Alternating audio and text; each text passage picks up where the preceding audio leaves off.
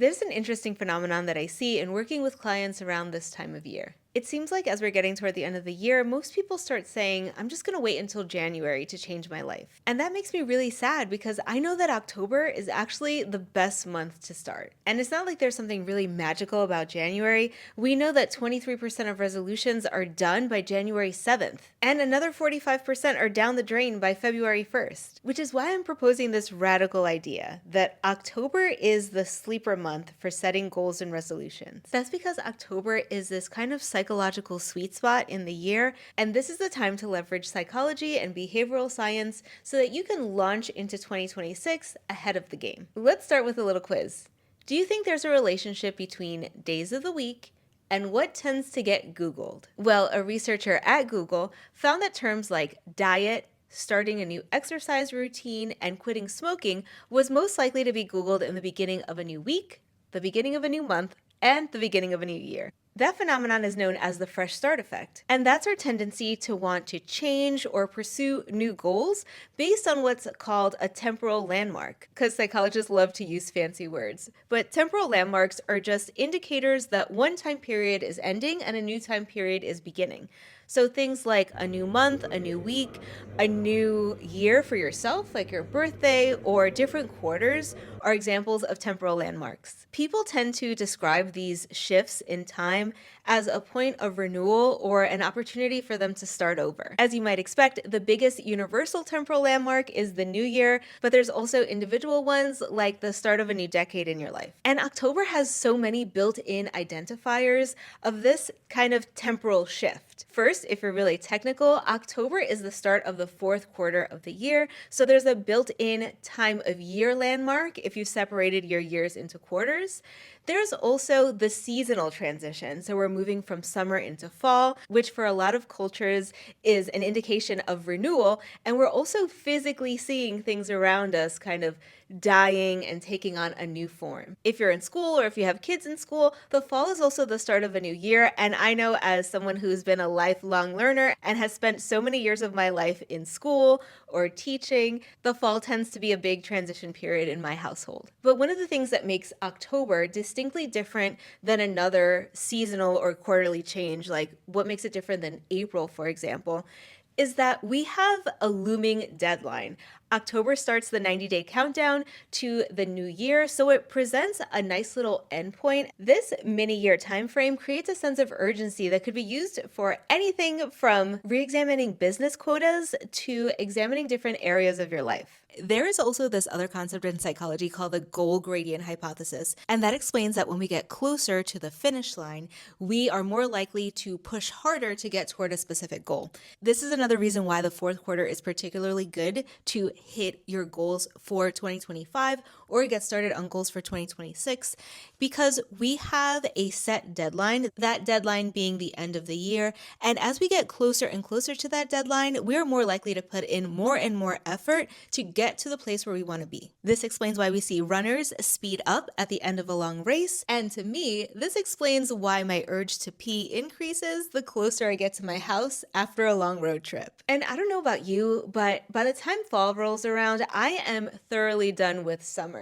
Sometimes it could be a little bit easier to get into routines that require you to go outside or routines related to physical fitness when you're not constantly worrying about overheating. And with the close of summer, there's generally less things like vacation activities or potentially even less outdoor distractions when you're trying to reset your routine. In a lot of households, the summer might be a bit of an anomaly, and you might operate under different rules when the kids are out of school or when you're on vacation. And that's part of why I find myself craving structure and routine around the fall time period. It's almost like the season is nudging me toward a reset. And I'm okay with that because the literature actually supports starting at any time and some of the specific ways that people sabotage themselves when they're so close to a big temporal landmark like January. We find that people do this thing called delayed discounting, also known as like the what the hell effect. It seems like when people have a distal landmark, so something like January, which is 3 months out, they can start to tell themselves, well, I have 3 months until January. I am going to get my diet right in January, so I might as well eat like a king between now and January because once January comes, future me will totally stay on track. That person has it under control. This person right now doesn't. So I'm just going to wait until January. Or if you've decided, I am going to be an excellent student starting next semester, I'm going to get my shit together, I'm going to know exactly when things are due, and I'm going to work ahead of schedule so that I'm not cramming at the last minute. That type of student is more likely to say, well, I'm going to start next semester, and this semester is pretty much a wash, so I'll just continue on with the status quo. Well, what you're basically doing is discounting October, November, and December. Like, we're talking about 90 days. Well, 90 days is a substantial amount of time, and it's even a substantial portion of your life that you are giving up when you're saying, well, I'm just going to wait until January. The way I look at it, you're not just wasting those 90 days, there's also a hidden opportunity cost to waiting until January to start to reset your life. If you started now, you can start January a little ahead of where you would be by starting in October. There's also this highly discounted concept in human psychology called self-efficacy, which really simply put is just your confidence in your own abilities to do the thing, whatever that thing is. And you build that self-efficacy by gathering up small wins. But you can't gather wins if you're not actually trying. So here's one of the key components of starting in October. If you start in October and you start making progress toward whatever the goals are that you want to set for yourself for the next year, you're actually going to increase your likelihood of achieving those goals next year by starting this year. You'll have 3 months of evidence that you are good at this. And that increases the motivation for you to continue on through January, February, March, and so on. So it's like a double or triple word score. You get the benefits of starting early and having an extra 90 days, and you also have the benefit of increasing your likelihood of success once January rolls around. Starting in October also gives you a sandbox feel, meaning you can try some things out, do mini experiments with yourself, and see what works and what doesn't work. It's a perfect opportunity for you to try out a plan, for you to fail fast, and for you to modify or adapt so that you can increase the likelihood of succeeding once you actually start in 2026. Let's use the example of a diet here. This is something that I've been working on in my 75-day challenge. I'll leave a video up above on what I've been working on for the past quarter. If you're thinking to yourself, starting in January, I want to start logging my food intake so that I'm tracking my calories. Well, you can start in October and see how that works out. You can even start tracking, am I doing it correctly? Am I doing it every day? Where am I most likely or less likely to do the tracking? Am I going to be successful at this? And you have, say, 30 days to collect data on your own success with calorie tracking. And you might find I'm not really good at food logging, or I just don't like tracking everything that I eat. Well, you have November to go through and say, all right, do I want to do a modification? Do I want to do something like lazy macros, which is a concept by E.C. Sinkowski? I can never pronounce her name properly, but E.C., she's got an excellent podcast. I will leave her down below. But this is a strategy where you're counting just your proteins and nothing else. And it's a way to monitor your food intake differently so you're not tracking every single thing that you're eating. You're just trying to hit a specific target for your protein. And I think in her program, there's also a requirement to hit 800 grams of fruits or vegetables. So it's just a modification, and you might find that that works out very well for you. Or if it doesn't, you might just try eating whole foods for the month of December, and you find that that has worked out really well. Well, now you have 30 days of success because that has worked out very well for you in December, and you have 90 days of mini experiments. You know so much more about yourself, and you can feel more confident about your plan for 2026. Now, if you see a little twinkle in my eye, that's because I'm a behavioral scientist and I love this. If we've never met before, hi, my name is Dr. Jamie. I'm a licensed clinical psychologist who has focused on performance optimization for the last 12 years. And I'm a chronic self-experimenter and a lover of fall. Part of it is that I have the time and space to do these mini experiments, And I don't have that added pressure of the holiday season. I like to get started in October so that I feel like I'm in my groove by November. And by the time Thanksgiving and the holiday seasons come around in December, I already feel like I've built up the momentum to keep it going.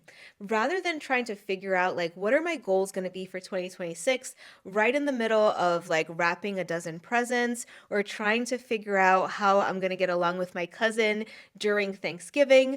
I'm doing a lot of the thinking and internal work during this kind of quiet season right after my son has gone back to school in September and right before I have to figure out how to deal with people in November. In the past, when I waited to December to start thinking about my goals or aspirations for the coming year, I felt like I was a little hurried and just trying to get something on paper rather than taking the time to do a deliberate analysis of what it is that's important to me and where I wanted to go over the next 12 to 15 months. That's why for the last 2 or 3 years, I have done a very deliberate fall reset. And this year, I'm really excited because I'm going to have my first live coaching cohort where we're going to get together and do a 6-week plan to try to ensure that we enter 2026 fully organized and ready to attack our goals. And if you didn't pick it up yet, it involves starting before 2026. Since we have this time and we're not bogged down by the end of year festivities, it starts with a full assessment of your values. I reassess my values every year. Your values tend to be long-standing and fairly stable across time. I do a series of activities and exercises, as well as some well-known surveys to try to gauge where I am in terms of what is important to me. I also do a full life audit where I look at my roles and responsibilities, and then I try to see what my ideal state is in all of those roles. What does it mean for me to be, say, a good mother or a good psychologist? What are my goals here on YouTube? Once I know where I'm trying to go, I can rate my current progress and I can see the distance between how I performed this year so far and where I'm trying to ultimately end up. Those are the 3 essential key pieces. What's important to me, what's expected of me, and how I'm doing right now.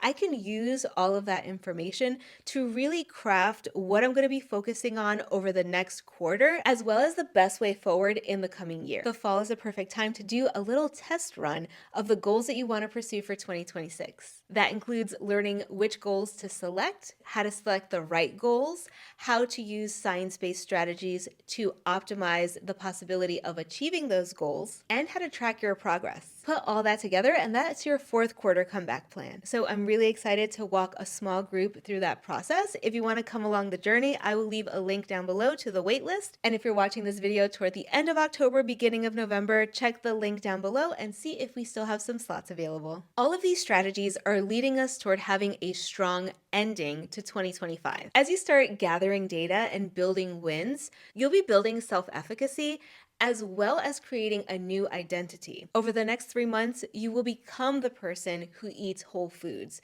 You will become the person who is on top of their tasks and calendar management. And it's like athletes. They don't wait till the start of the season to start to train. They're athletes all along the year. They're constantly training and preparing themselves rather than waiting for an arbitrary start point to then get ready. If you leave this video with one thing, I hope it's this. January, you ain't that special, and you have a chance right now to show up to January already being the person that you hope to become. If you're interested in the step-by-step process and how I'm doing the internal work to make this my comeback quarter, check out this video right here and check out the link down below if you want to join us live this year.